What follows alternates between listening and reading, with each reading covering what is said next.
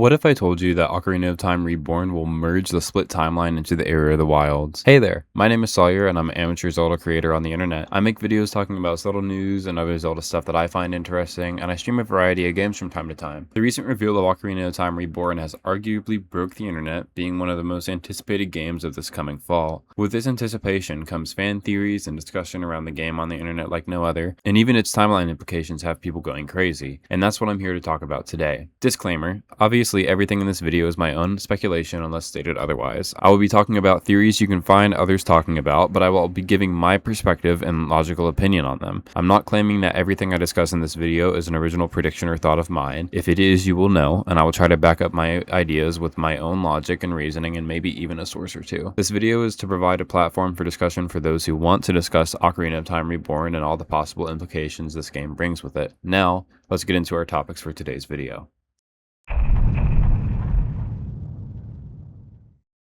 In the most recent Direct, Nintendo revealed a version of Ocarina of Time that will be, quote, reborn for the Nintendo Switch 2, end quote. The chosen adjective to describe this remake, reborn, suggests that this remake could be different in some way greater than graphical updates. The possible changes exist on a spectrum anywhere from simply updating the graphics and animations, all the way to impacting the greater Zelda lore, such as the timeline. Many details suggest this, but surely not every minor detail placed within the trailer defines what the game will be like, as some details could be included to intentionally throw people off. Plus, this isn't gameplay and may not be a final cutscene at all in the game. It could be the intro, but part of me feels as though there will be more depth to the intro upon the game's release. Everything pointed out from here needs to be taken with a grain of salt, as there are many different interpretations and discussions surrounding this trailer. One of the most popular theories as of now is that Nintendo will eventually remake Majora's Mask, and I agree with this, as I've talked about in my last video. And no, I'm not the sole predictor, I simply offered my own logic behind that theory and those ideas. There are multiple examples to back it up as well, such as Ocarina of Time and Star Fox being remade for the 3DS, and Majora's Mask eventually following as well. Since Majora's Mask on both the N64 and 3DS use virtually the same assets as their respective Ocarina of Time versions, it would be relatively easy for Nintendo to do the same here and make a Majora's Mask for the Switch 2 with the same assets they're using for Ocarina of Time Reborn. Many Zelda fans have flocked to the internet, YouTube, and Reddit since the Ocarina of Time reveal to analyze the trailer and speculate about anything they're able to pick out of it. There have been many details pointed out that went unnoticed by many at first, such as the Hylian shield and Master Sword bearing different designs in the N64 and 3DS version of the game. Fans have also noticed that Link's hat is present in the trailer as well, resting towards the left end of his bed with respect to the perspective we're shown through the trailer. One of the largest details fans noticed was the Triforce being present on this young Link's hand. This has sparked a lot of discussion around this game and what Nintendo implies to do with it, as Link doesn't, quote, possess or become the vessel for the Triforce of Courage until he answers his call to destiny, gathers the 3 spiritual stones as a child, and releases the Master Sword from its chamber in the Temple of Time. However, because Link was too young to be the hero, his spirit was sealed away until he was old enough, and during this time, Ganondorf entered the Sacred Realm because the door was left open whenever Link's spirit was sealed away, and with his unbalanced heart and mind, he tried to use the Triforce to gain only power, and thus it split into 3 pieces. Link received his piece while he was sealed away, and it was sealed away with him until his return as an adult, and this is what is convoluting and confounding about the Triforce being on Link's hand in this trailer, and presents a deeper thought process behind this remake. One that runs deeper than updated graphics and more content, one that shifts or maybe even completes our understanding of how the timelines merge into the era of the wilds.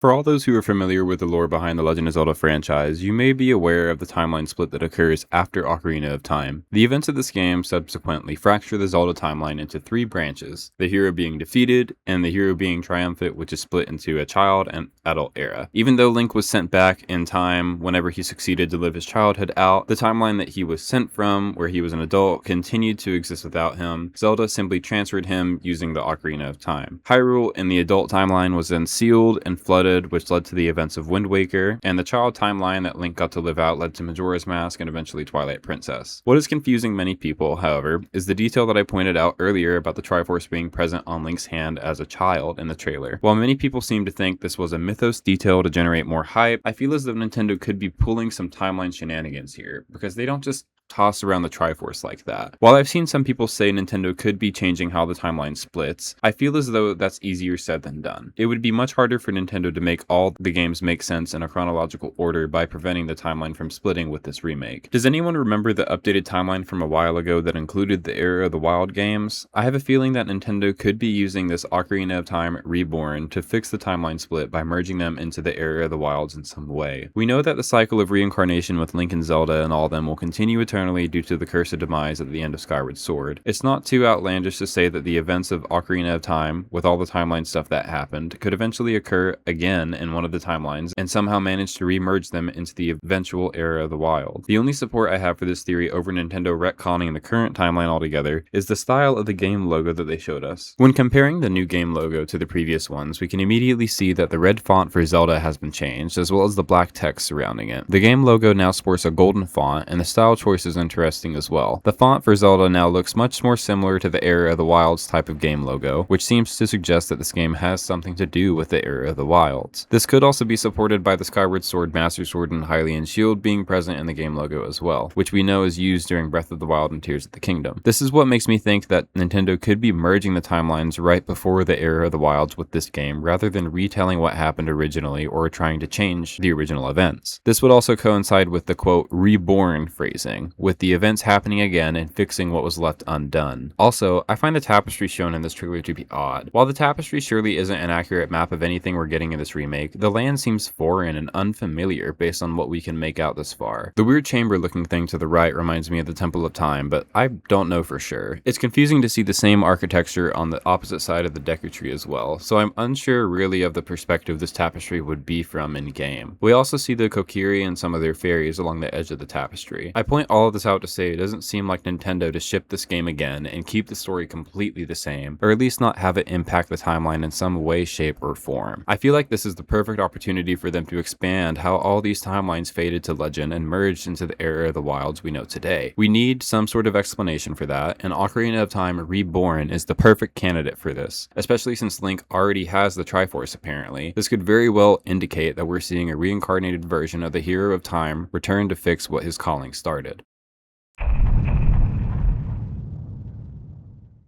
Many people were disappointed with this reveal due to the void that still exists where a Twilight Princess port should be for the Switch. I agree that a Twilight Princess port would still be well received, but I think that Nintendo has a plan when it comes to their choice to withhold Twilight Princess from the Switch and the choice of art style for Ocarina of Time Reborn and possibly the next mainline Zelda game. The new art style featured in the Ocarina of Time trailer is most reminiscent of Twilight Princess. While it's new, I feel as though this style choice could be to get us used to this particular art style. This could help more copies of the Twilight Princess remake or port sell, and also get us ready for the next mainline Zelda game. The only art style that Nintendo has yet to hit on in the most recent years is that of Twilight Princess. Sure, we have Breath of the Wild and Tears of the Kingdom with its cel-shaded anime style, but this is fundamentally different from the Twilight Princess stylized pseudo-realistic, yeah, whatever you want to call it. That has a more muted color palette too. It's just, mwah, chef's kiss. Anyway, I think that Nintendo is simply trying to give us some time to adjust to this more realistic art style over the course of a few games, rather than introduce a new Zelda game and have it received badly because of the different art style. While this isn't concrete, it could explain the aforementioned details that I brought up, such as why we haven't got a Twilight Princess for the Switch yet. Take it all with a grain of salt, or let me know what you think in the comments below. I don't have much else to talk about, with the only trailer for this game being the one from the Direct, but I would really love to know what you think about this in the comments below. Do you think that Nintendo is showing us how the timelines merged into the Era of Wilds, or do you think they're simply retelling this classic story with updated graphics and such? Either way, if you enjoyed this video, let me know by leaving a like. If you want to hear more of my thoughts as details about this game develop, make sure to subscribe. I'll be streaming throughout the entire month of June on Mondays, Wednesdays, and Fridays at 9 p.m. Eastern on YouTube and TikTok. This week is Wind Waker week, where I'll be playing through as much of Wind Waker as I possibly can. I hope to see you there. Thank you all so much for watching all the way to the end, and I hope you have a lovely day.